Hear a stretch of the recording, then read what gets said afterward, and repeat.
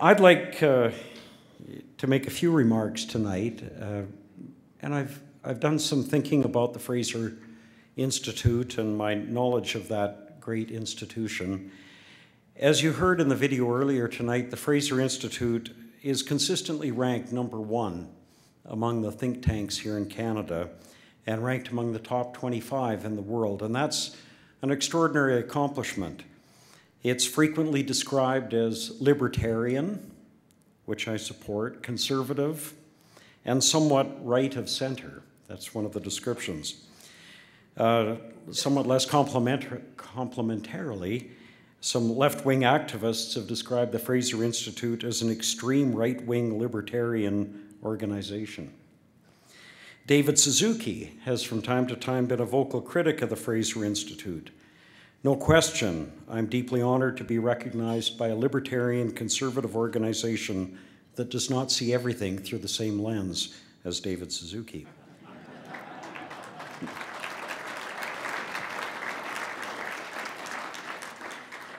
I'd like to take the next few minutes to comment on a few things that I think are themes that run through many of the reports and publications of the Fraser Institute. And it's worth noting that all of this work, this great work that the Fraser Institute does, is available on their website. They don't go around selling reports or getting people to provide big funding for private documents. This is really high quality work that's generated to influence public opinion and influence public policy in Canada. But there's two themes that were particularly significant and important to me. The first is the importance of entrepreneurship and innovation as drivers of a successful economy, and not just individual entrepreneurs dreaming up some interesting high-tech idea, but also the entrepreneurship that we see existing in large corporations, the kind of entrepreneurship that has made Calgary what it is today. And the second theme, which may be a little more controversial, are the risks and significant costs that we experience today of excessive government regulation and the challenges that we face in overcoming that excessive regulation. So first, my thoughts on entrepreneurship and innovation. I've worked here in Western Canada in the oil and gas industry for almost 40 years. It's hard to believe, but 4 decades go by remarkably quickly. And as you heard, I grew up in Innisfail, and in the 60s, that was a hotbed of oil and gas activity. There were drilling rigs on many directions around town. There were big trucks and big service company activities and a lot of tough and interesting characters that you'd run into in Innisfail back in those days driving those big trucks. Some of the first large sour gas plants in the industry were being built at the time, and a major gas transmission project was going by just to the west of Innisfail, and that was being built by a gas pipeline company that was then known as Alberta Gas Trunkline, later became Nova and later became part of what is TransCanada today. And it was obvious to me that these oil and gas people that had invaded our town were a bit different from everyone else, that they were in a sophisticated and complicated business, and they sure seemed to know what they were doing. Big projects that employed thousands of people were underway, and the economy of Central Alberta was really booming. So looking back from the benefit of 40 years of experience, that phase of energy development in Central Alberta created enormous prosperity for people. And, you know, as I recall, and as I see today, there was really no evident environmental damage from the way those people carried out their activities.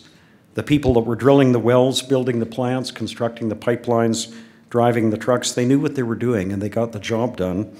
And they had remarkably little assistance or interference from the Sierra Club or the Natural Resources Defense Council. Things seemed to work pretty well back then. And my first summer job when I was 17 years old was working for Shell Canada at one of the world's smallest but most efficient refineries. You've probably all driven by that location on Highway 2 by Bowden. And that summer job was only open to students that were entering first year engineering school. Now, I wasn't planning to go to engineering school, but the job paid so much better than the lumberyard that I changed my mind and went into engineering, and that was really one of the great breaks in my career, I think. So I entered the dark and murky world of big oil, and over the next 40 years, I came to understand that the energy industry here in Calgary, throughout Western Canada, is a world leader in entrepreneurship and innovation. What this industry does here in Calgary, in places like Drayton Valley, Fort St. John, Dawson Creek, Fort McMurray, Estevan, is quite extraordinary, and it represents one of the most successful industrial undertakings anywhere on Earth. When you think about some of the really entrepreneurial things that have happened in Western Canada, back in the 60s, there was a tiny gas processing community here in Calgary that developed the technology, built the plants, started them up and operated them for processing some of the most sour gas on Earth. And they did that very successfully and very safely, considering the challenges. High concentrations of H2S, extreme cold that freezes everything up, and 8 feet of frost. These were the things that people were dealing with back then. And in places like Ram River, Edson, Kaybob, Fort Nelson, Zama Lake, those plants were built and started up, and it was an incredible accomplishment that happened back then. Sour gas is dangerous stuff, and Western Canadian companies figured out ways to produce and operate in that environment and to do it safely. And one example that I'd like to share tonight, because my good friends Pierre Alvarez and Marvin Romano had such nice things to say about me, is Nexen and its predecessors have operated one of the world's largest sour gas plants north of the airport here in Calgary that has drained enormous quantities of natural gas from beneath the city of Calgary. And that's gone on quietly and safely for almost 5 decades, has created enormous economic wealth for this province, and has done so without serious incident. That kind of a track record has been replicated in dozens of locations around Western Canada, from Estevan to Fort Nelson. And interestingly, we never hear the environmental activists talk about the great accomplishments of that industry and what we've been able to do. Today, the natural gas industry continues to innovate. We're able to produce and process natural gas so efficiently here in Western Canada that we can develop small fields that would remain undeveloped in almost every other part of the world outside of North America. Small field development generates enormous economic benefits for Western Canada, employing people right across Western Canada. Companies like Talisman, ARC, Encana, and others today are leaders in the development of shale gas, not just in Western Canada, but in many parts of North America and in far-flung locations like Poland.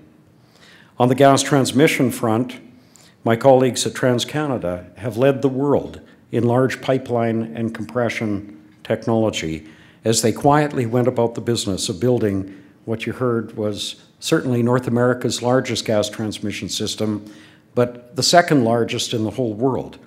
Now, the Gazprom pipeline system may be larger, but when it comes to technology, I'd put my money on the Canadians any day. On the oil side, it's noteworthy that many of the advances in horizontal drilling that have been so important in North American shale development were actually made by heavy oil producers in eastern Alberta and western Saskatchewan. Similarly, our heavy oil producers led the world in figuring out ways to process heavy oil that had very high water contents. If you remember, companies like Pan-Canadian, Renaissance, and my former company, Fletcher Challenge, these players really led the world in developing ways of producing oil at 99.5% water and reducing operating costs and creating huge economic value here in Western Canada. Today, the focus has shifted to the oil sands and the mining projects, the cyclic steam injection at Cold Lake, and the steam-assisted gravity drainage in other parts of the heavy oil field are remarkable success stories that continue to evolve through the entrepreneurship and innovation of companies. Big operators like Imperial Oil, Syncrude, Suncor, Cenovus, but also hundreds of small service companies that provide leading-edge technology to the big players and make many of the great contributions to that industry. Our friends from Ontario and Quebec often observe that Alberta, Saskatchewan, and BC were very lucky to inherit such large oil and gas resources. But I'd note that most of the oil and gas pools in Western Canada are either very small or very technically complex, and in most other parts of the world, those fields would not be developed. The success of what we've achieved here in Western Canada does not come from luck. It comes from the technical innovations and the entrepreneurship of explorers, producers, marketers, and the financial sector that has done so much to promote the development of this industry. This has been a story of innovation and entrepreneurship, from Imperial's discoveries at Redwater and the Turner Valley discoveries and at Leduc, through the sour gas era of the 60s and the more complex resource plays that we're pursuing today. We've learned a lot since Turner Valley and Leduc. We continue to innovate in the oil sands, in shale gas, and in tight oil. We've made great advances on the environmental front, and I wish the world would take greater notice of that. We've reduced the footprint of all of our activities while continuing to deliver the essential hydrocarbon fuels that North America needs. But all is not well in our industry, and that brings me to my second theme, that of excessive regulation. And let me say right at the outset that I'm not here to complain about the regulatory operations of the ERCB, the National Energy Board, or the agencies in Saskatchewan and BC. The leaders of those agencies have all acknowledged the complexity of the regulatory frameworks that have developed over time and the enormous burden that that puts on people in the energy industry. My friend, ERCB Chairman Dan McFadden, who's with us here tonight, and Alberta's Department of Energy have taken the initial steps to unravel and simplify the regulatory process that we must deal with here in Alberta. And at the federal level, the Conservative government has created the Major Projects Management Office, not to manage major projects, but rather to manage the regulatory quagmire that the rest of us have to go through as we bring these projects forward. I think it's important that industry leaders highlight the excesses of regulation and work with agencies and governments to try to peel it back to what is really needed, not to just those things that the activists demand. This is not easy work. As you go about rolling back regulation, you'll often require new provincial or federal legislation, and that's been impossible to achieve in recent years. We need to do more. All of us need to do more to make sure that politicians understand what's at stake if we don't fix some of these regulatory challenges. So it's worth stepping back and thinking, how did this all come to be? How did we get to a situation where regulatory structures are so complex that the regulatory process itself threatens to kill a project like the Mackenzie Valley Pipeline? I'd argue that the current state of overregulation that we're dealing with is the work of environmental activists who frequently have other agendas. Sometimes they're genuinely worried about things that are not really a cause for concern. They don't know, but they're worried, and I respect that. Sometimes they try to prevent even the smallest environmental impact because they're worried about cumulative effects.